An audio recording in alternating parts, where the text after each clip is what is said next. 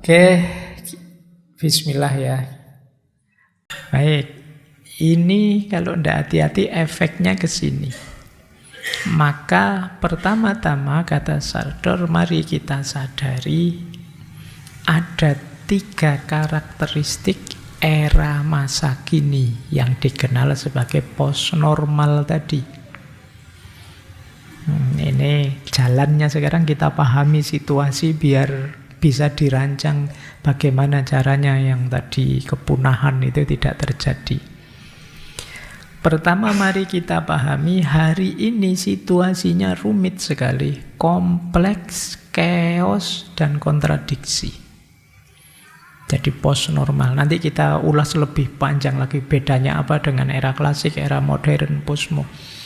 Tapi yang jelas beliau punya rumus 3C, 3C. Yaitu kompleksitas, kemudian chaos, dan yang ketiga kontradiksi. Kompleksitas itu problem-problem yang kita hadapi, sistem-sistem hidup kita ini saling berkait. Misalnya kalian, Pak, saya ingin menyelesaikan problem lingkungan. Problem lingkungan itu tidak bisa kalian hanya ngurusi lingkungan, ngurusi sampah, ngurusi itu saja. Ini rumit jaringannya. Mungkin berhubungan dengan mental kita perlu psikologi yang baik. Mungkin berhubungan dengan politik pemerintahan. Mungkin berhubungan dengan budaya, tradisi. Mungkin ada hubungannya juga dengan agama. Mungkin ada hubungannya dengan relasi, dengan pendidikan luas. Ini yang disebut kompleks. Jadi kalau kalian ingin menyelesaikan satu masalah, jangan pakai kacamata kuda, tidak akan selesai. Kacamata kuda itu kan pokoknya lihat di depan saja. Kayak kuda itu kan memang dikasih kacamata, dia lihatnya di depan, dia tidak bisa lirik-lirik kiri kanan. Kalau dia bisa lirik-lirik kiri kanan, yang ngusir susah itu. Tiba-tiba dia tertarik apa di kanan, di kiri, disuruh pokoknya lurus saja sesuai maunya yang nyetir. Nah, peradaban kita ini sekarang kompleks. Kadang-kadang kalian nganggap, oh saya ini masalah psikis Pak, psikologi Pak. Saya overthinking Pak dan lain sebagainya. Terus kamu fokus membaca buku-buku psikologi. Jangan-jangan kamu lupa, tidak sesimpel itu. Ya mungkin masalah akarnya di psikis, tapi ini mungkin berhubungan dengan ekonomi, berhubungan dengan sosial, berhubungan dengan budaya. Psikis Pak, iya tapi ada hubungannya sama ekonomi. Kalau ekonomimu terjamin, kamu tidak akan sesetres itu sih. Kamu nyari hiburan gampang, nyari itu gampang. Oh ini hubungannya dengan sosial. Kalau masyarakatmu enak, temanmu baik-baik, mungkin kamu tidak sedepresi itu. Jadi problem kita itu kompleks. Jadi kompleks itu berarti ya satu masalah itu kaitannya luas dengan banyak masalah yang lain. Jadi menyelesaikan ad hoc satu-satu itu biasanya tidak akan tuntas. Nah, kita cenderung melihat masalah itu hanya dari satu sudut pandang, satu perspektif. Akhirnya solusi kita tidak menyelesaikan masalah, kadang-kadang malah nambah masalah. Baik.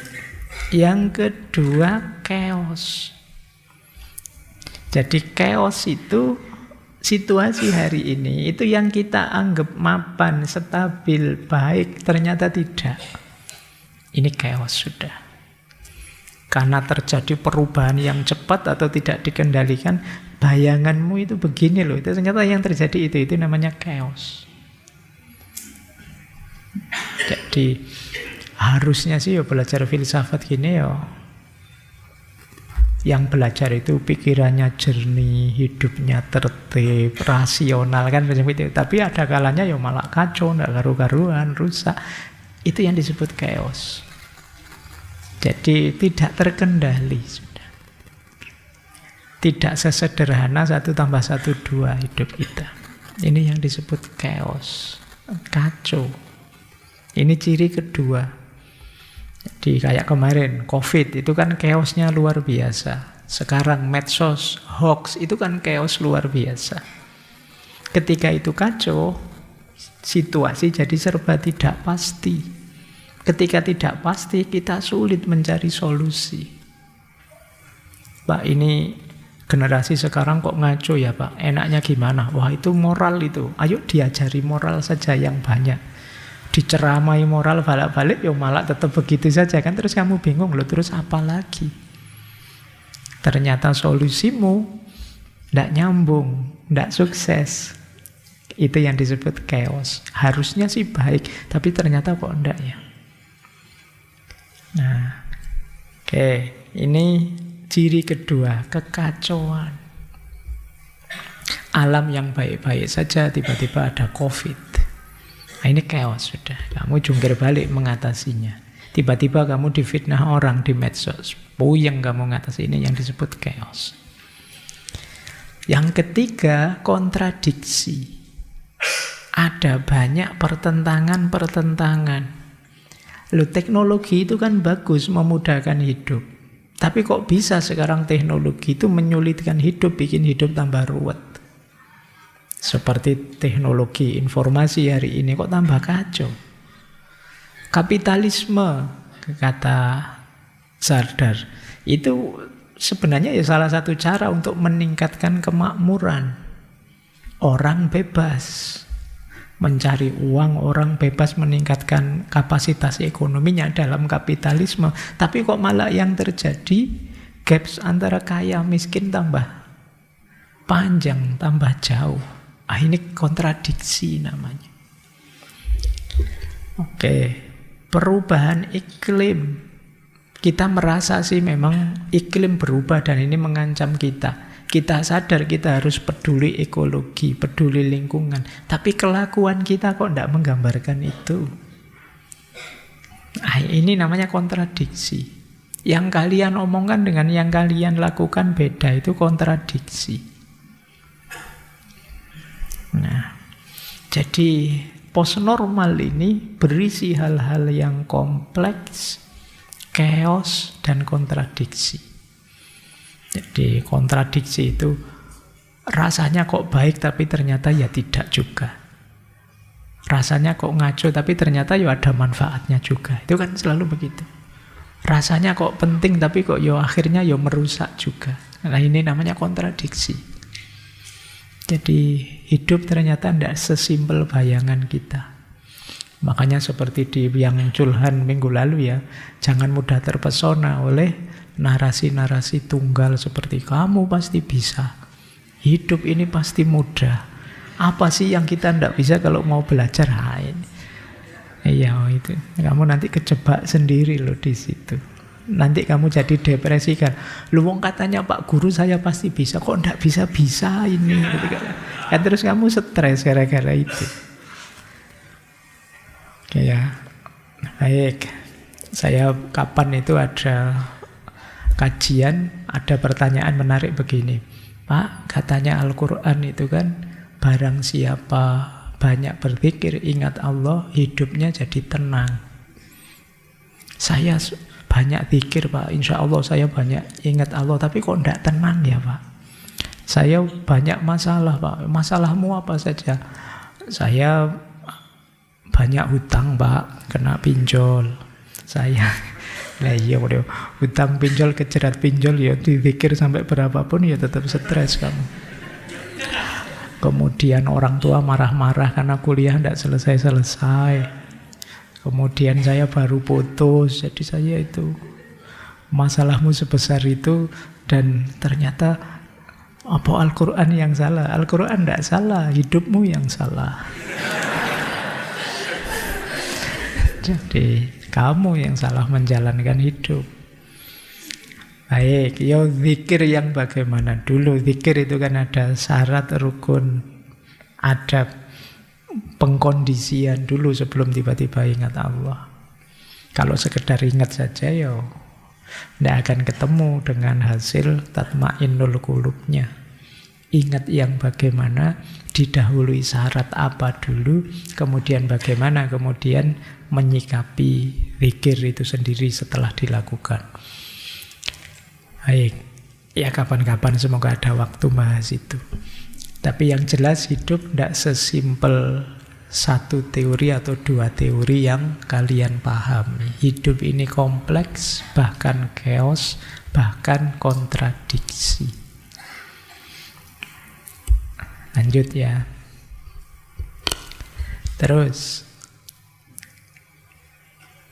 faktanya apa?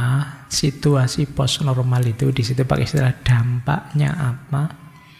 Coba kita lihat ya, hampir di semua bidang ada masalah. Sains misalnya. Oh, kita membanggakan sains, ilmu pengetahuan. Ternyata kata Sardar banyak fakta hari ini ternyata yang kita sebut sains, ilmu pengetahuan juga seringkali tidak seobjektif yang dikatakan. Tidak netral juga.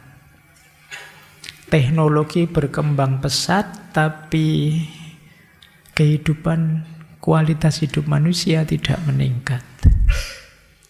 Moralitas tambah anjlok. Harusnya orang itu tambah pintar, tambah baik, ternyata faktanya tidak begitu. Sains ternyata juga seringkali jadi alat untuk kepentingan-kepentingan. Nah, ini yang disebut post normal. Jadi tidak selinier yang kita bayangkan. Kita kan sering, pokoknya kalau kita menguasai sains, hidup kita basisnya ilmu pengetahuan, pasti beres, kualitas hidup kita meningkat. Ternyata tidak sesederhana itu hidup ini. Tidak sesimpel itu.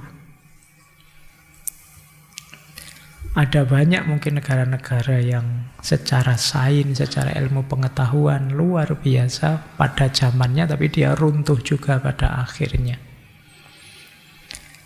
Kemudian politik dan ekonomi. Hari ini kita gelisah oleh disinformasi, kita gelisah oleh politik yang populis, hanya ingin pencitraan, menyenangkan orang banyak.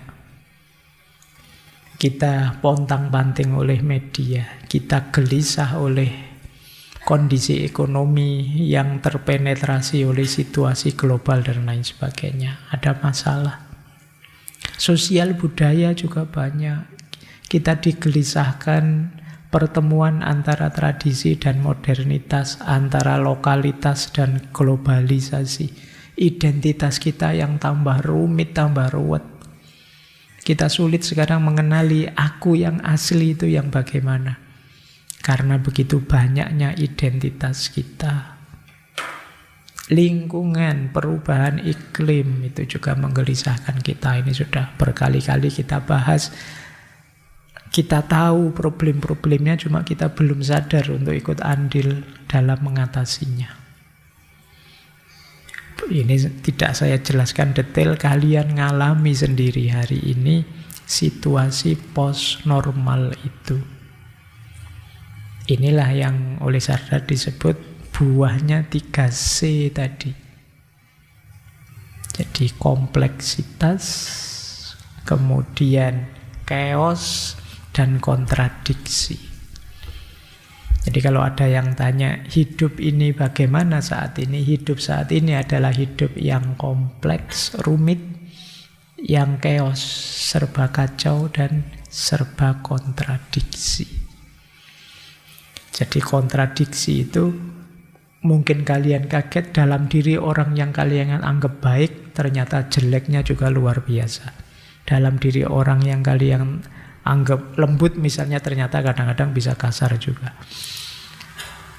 Dalam hal yang positif kalian temukan negatifnya, dalam hal yang negatif kadang-kadang muncul positifnya, dan itulah situasi hari ini yang oleh Ronggo Warsito dulu disebut menangi zaman edan. Itu memang membingungkan.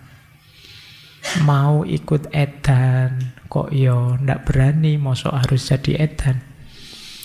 Tapi kalau ndak edan, ndak kebagian apa-apa. Kamu milih mana? Opo edan saja, sudahlah Pak, yang penting kebagian. Salah ndak apa-apa, dosa ndak apa-apa, yang penting besok tobat kan beres.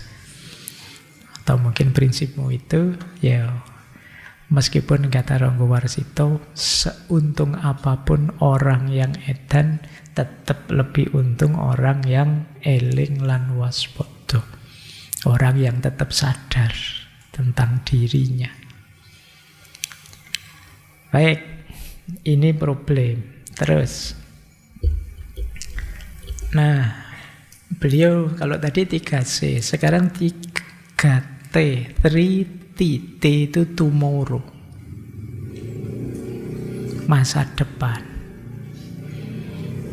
Dengan situasi seperti tadi, kira-kira di masa depan apa yang akan terjadi? Menurut Sardar, yang terjadi itu satu di antara tiga. Kalau bukan extended present, pasti familiar future atau unthought future. Jadi Pak, besok ada apa ini? Makanya beliau disebut futurolog, meramalkan masa depan. Besok itu bisa jenisnya extended present. Extended present itu masa kini yang diperpanjang. Sekarang zaman bingung, sekarang zaman rumit, sekarang zaman susah. Tapi kan kita bisa kuat, Pak, bisa bertahan, Pak. Sudahlah, kita jalan saja seperti ini, tidak apa-apa. Tidak usah mikir terlalu jauh, nyari solusi ini, solusi itu. Tidak apa-apa, sudah jalan saja seperti ini. Nah, masa depan ya tetap sama. Kalau tadi kita sebut hari ini zaman edan, tidak apa-apa, Pak. Ngedan lama-lama juga tidak masalah. Jadi kita bertahan dalam kegilaan. Kita bertahan dalam post normal. Ini namanya extended present. Jadi masa depan adalah perpanjangan masa kini. Jadi kayak kalian dulu misalnya jadi mahasiswa baru, kamu membayangkan, Pak, 4 tahun lagi saya lulus jadi sarjana. Sekarang mahasiswa. Nah, begitu 4 tahun, kok belum lulus, Pak? Ini perpanjangan dari mahasiswa, Pak. Nah, itu yang disebut extended present. Dulu begitu, sekarang kok masih begitu? Kok tidak berubah? Ya tidak, ini sebenarnya perpanjangan saja dari dulu. Ada orang-orang yang ya sudah nyaman dengan situasi itu. Mungkin manusia itu kan punya daya adaptasi yang hebat. Mungkin dia mampu menanggung beban post normal tadi. Ya pada akhirnya ya tetap tidak berubah, tidak apa-apa, toh aku kuat. Kalau semula ketergantungan, ya tetap ini ketergantungan. Tiap hari kita mungkin mengkritik kapitalisme, tapi ya buktinya kita bisa menikmatinya, ya sampai besok ya kita nikmati terus. Extended present. Jadi masa kini yang diperpanjang. Jadi edan yang tidak selesai-selesai. Kalau sekarang edan, besok edan lagi, perpanjangan keedanan kita. Dunia berjalan dengan pola lama tanpa perubahan atau perbaikan. Atau familiar future. Familiar future itu masa depan akan berubah sesuai bayangan kita sebelumnya. Ini familiar future. Kalau kayak gini terus, pasti nanti kira-kira 10-20 tahun lagi ini kita hancur, Pak. Atau ini kalau kayak gini terus, ini 10-20 tahun lagi kita lebih tangguh, Pak. Kita mungkin bisa menemukan solusi dari ini, terus kita mencapai itu. Nah, ini namanya familiar future.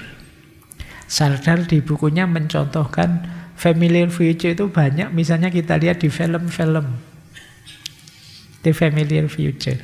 Zaman dulu mungkin ada film tentang apa? Taksi yang bisa terbang. Sekarang ada beneran. Taksi yang bisa terbang itu misalnya. Ini namanya familiar future. Di bayangan kita dulu bisa begitu, sekarang bisa beneran ternyata. Familiar future.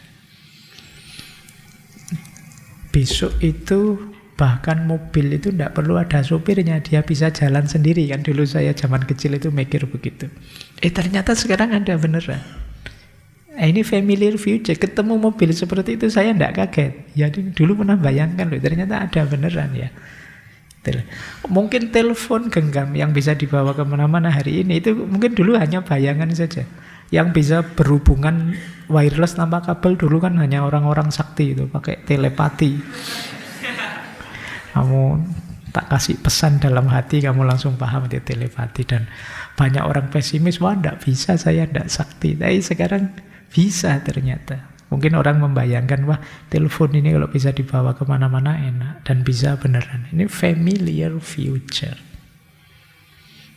Jadi masa depan itu ada kalanya statis saja, ya extended future. Ada kalanya familiar future. Sudah kita bayangkan sebelumnya. Meskipun tentu saja pembayangan itu ada kalanya positif, ada kalanya negatif. Narasi kita tentang masa depan itu kan bisa positif, bisa negatif. Kayak tadi misalnya saya gambarkan, wah ini sebentar lagi punah, ini manusia hancur. Itu termasuk narasi yang negatif, yang pesimis. Istilahnya distopia. Distopia itu lawannya utopia. Kalau utopia kan impian-impian besar. Kalau distopia lawannya, sudahlah kita hancur, sudah kita habis, sudah tidak ada harapan lagi. Jadi di masa depan kita tamat, the end. Bani Adam selesai. Nah ini namanya narasi pesimis. Kalau besok begitu beneran, ya kita tidak kaget. Kenapa? Familiar future. Kita sudah meramalkannya. Jadi tidak perlu menunggu faktanya. Dari fakta hari ini bisa diramalkan besok. Makanya kadang-kadang ada orang itu yang, kalau tidak ada faktanya saya tidak percaya. Loh, ada banyak hal yang tidak ada faktanya tapi bisa disimpulkan. Tidak perlu kamu lihat langsung, bisa dikira, paling besok begini, itu bisa. Misalnya kalian ada teman yang sama pacarnya kebablasan, tiap malam nginep di hotel. Terus kamu bilang gini, itu paling 2-3 bulan lagi hamil kamu. Loh, fakta hamilnya kan tidak saya lihat. Tapi saya bisa meramalkan apa yang terjadi besok. Jadi tidak selalu harus saya lihat faktanya. Tapi dari data hari ini bisa saya simpulkan apa yang terjadi nanti. Itu yang dilakukan oleh para futurolog seperti Sardar ini. Jadi tidak harus kemudian dia ngerti ilmu masa depan weruh sadurunge winarah, tidak begitu. Melihat gejala hari ini menyimpulkan untuk besok. Nah, yang masih bisa dibayangkan namanya familiar future, masa depan yang masih bisa terbayang. Oke, saya akhiri sekian. Kurang lebihnya mohon maaf. Wallahul muwafiq, wallahu a'lam bissawab. Wassalamualaikum warahmatullahi wabarakatuh.